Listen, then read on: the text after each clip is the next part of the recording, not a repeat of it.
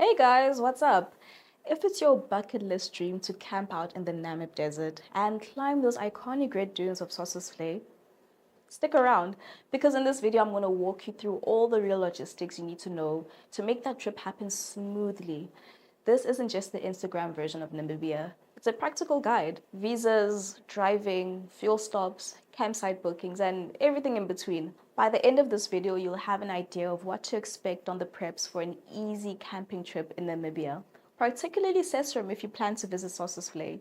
First things first, paperwork. Always check Namibia's visa rules for your nationality before booking anything. Some nationalities that were visa-free in the past now need an e-visa or a visa on arrival. Your passport should be valid for at least 6 months with a couple of blank pages. And don't skip on travel insurance. Make sure it covers medical evacuation if you'll be hiking, theft, and if you're self-driving, vehicle insurance. Check out the link in the caption for more details on the visa on arrival. So, arrival in Namibia. Most international flights land at Hussein Kotaku International Airport, which is in Windhoek, the capital city of Namibia. From there, you'll either fly domestically or pick up your rental car. Do yourself a favor, get a local SIM card from the MTC or TN Mobile once you're in Windhoek, ideally while stocking up on groceries. Avoid buying it at the airport as this can delay your car hire or shuttle pickup. Now, here's the reality. Namibia is a vast country, and once you leave the main towns, mobile signals can be patchy or even non existent. Along highways and in remote areas like the desert or the canyons, you'll often find yourself offline for hours. That's normal here, so plan ahead. If you're sticking to bigger towns like Windhoek, Swakopmund, Luderitz, or Keetsmanshoop, you'll usually get decent 4G coverage. Campsites and lodges sometimes advertise Wi-Fi, but keep in mind it's not always fast or reliable. It's usually strong enough to send a WhatsApp message, but not to upload heavy videos or join Zoom calls. The best approach? Use your Namibian SIM for maps, WhatsApp, and quick searches while you're near towns. Download your routes on Google Maps in advance and let people know you might be offline when driving through remote areas. Think of it less as a problem and more as part of the adventure. It's actually quite freeing to be unplugged in such a wild, beautiful open place. Namibia is bank card friendly in towns, but in remote areas, cash is king. Be sure to carry Namibian dollars for fuel, park fees, and tips. Now, getting to Sossusvlei. Don't fully rely on digital maps. They're not always accurate here. Use them as a rough guide rather than the exact blueprint. They'll point you in the right direction, but don't expect precision. A physical road map, which you can easily buy at courier shops in Windhoek, can be a real game changer. It gives you the bigger picture. It helps you plan detours and becomes invaluable when you hit those stretches with no signal at all. Now, about distances. On paper, Windhoek to Sossusvlei looks like just 300 to 380 kilometers. But don't be fooled. Those gravel roads combined with fuel stops and rest breaks turn it into a 5 to 6 hour journey. This isn't the kind of trip you squeeze in between breakfast and lunch. It's a full travel day. And pacing yourself is key. Also, a golden rule here is never drive after dark.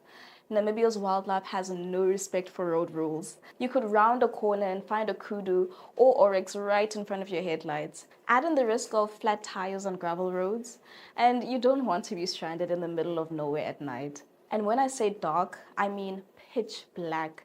That same emptiness is exactly why Namibia is world famous for its stargazing.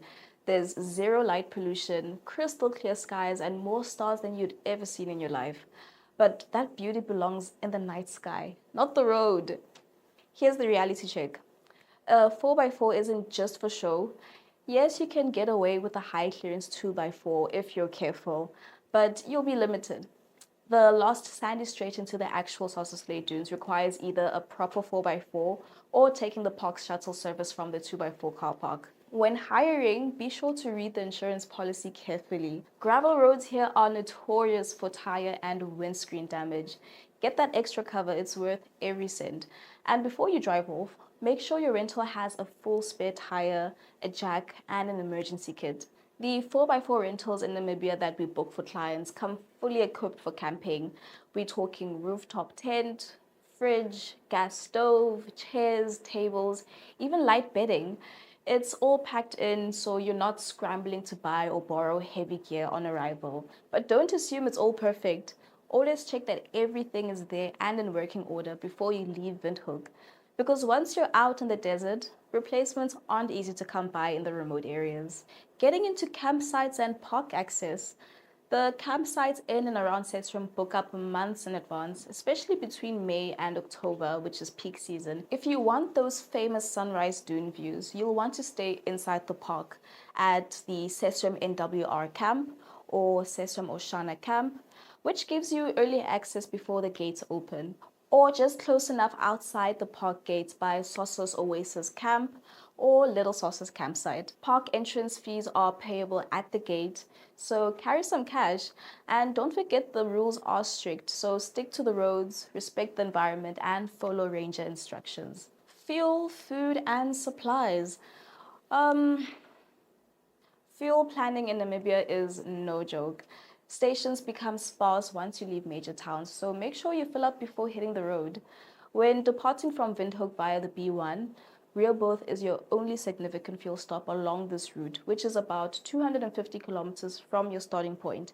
If you're departing Windhoek via the C26, Solitaire is the only significant fuel stop along this route, which is also about 250 kilometers from your starting point. And yes, fuel shortages do happen, so top up whenever you can.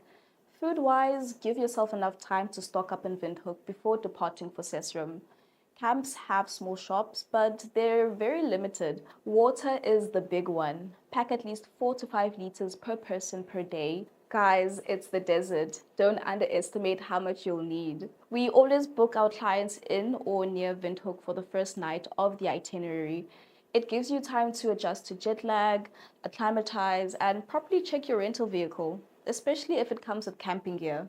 That way, if anything needs tweaking or replacing, you can sort it out before heading into the more remote areas. It's also the perfect chance to stock up on food and supplies. The drive to Sesriem is long and remote, and once you're out there, options are limited. Being well prepared from day one makes the journey smoother and ensures you get the best value out of your trip without unnecessary stress. Health and safety. The good news is that Sossusvlei and central Namibia are low risk for malaria, so you don't necessarily need to worry about prophylaxis unless you're heading further north. Also, we'll give you a heads up on health guidelines before you travel. Days can be scorching hot, but nights can get really chilly, especially in the winter being from May to September. On a regular basis, temperatures can drop to less than 1 degree Celsius at night, so bring layers, warm sleeping bags, duvets, and cozy up. Keep tents zipped, shake out shoes for scorpions, and don't leave food lying around unless you want a visit from jackals.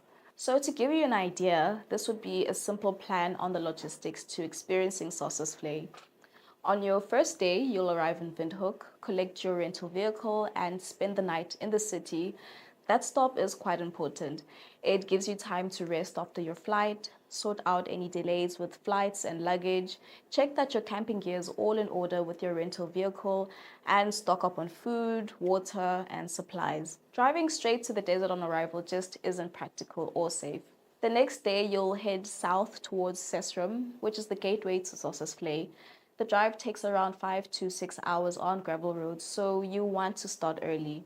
By the late afternoon, you'll be setting up camp at Sesriem. Staying there puts you right inside the park gates, which means you'll get early access to the dunes at sunrise.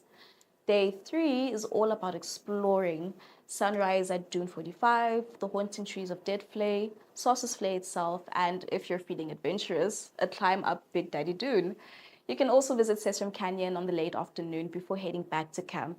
On your last day, you'll pack up and drive back to Windhoek. Depending on your flight times, you might spend another night in the city or connect straight to the airport. So that's the basic flow.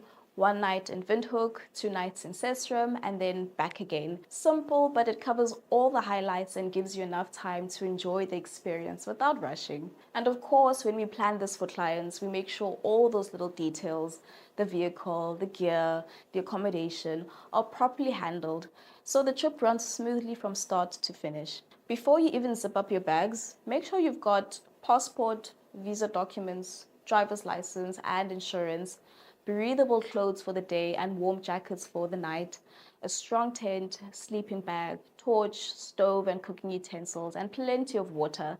Your rental vehicle would already have the camping equipment covered for you. Just double check with your car rental. The car should also have a tire kit, a spare wheel, and ideally a compressor if you're driving yourself. And lastly, sunscreen, hat, first aid kit, and insect repellent. So that's how you plan a smooth camping trip to Sossusvlei and Namibia in general, from the paperwork right down to the spare tire. It's a lot of prep, but trust me, once you're standing in Dead Flay, surrounded by those ancient camel thorn trees, it's worth every step. And that's a wrap for now. If you're planning your trip, check out the link in the caption to visit our website for further details. In the next video, we'll dive deeper into the campsites around Sossusvlei and what makes each one unique.